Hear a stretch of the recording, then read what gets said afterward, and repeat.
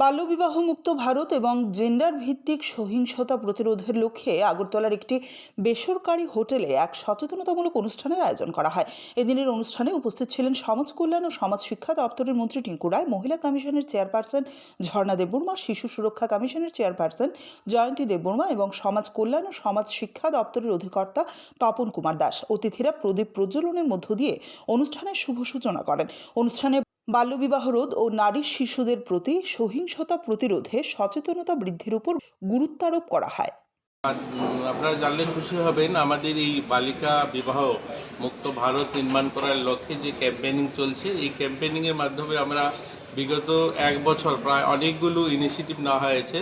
হাজারেরও অধিক আমরা অ্যাওয়ারনেস ক্যাম্পেইনিং করেছি এবং এর কারণে প্রায় 700-র উপরে বিবাহ আমরা যেখানে আইডেন্টিফাই করে এগুলোকে রোধ করা হয়েছে।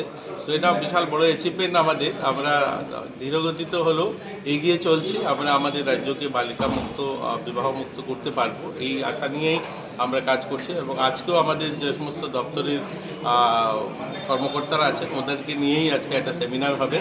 আমরা চাই আমাদের প্রত্যেকটা মানুষ আপনাদের মিডিয়ার মাধ্যমে সকলের কাছে যেন এই মেসেজটা যায় যে আমরা যেন বালিকা বিবাহ পুরোপুরি বন্ধ করতে পারি আমাদের রাজ্যে। এই লক্ষ্যেই আজকের এই কর্মসূচি।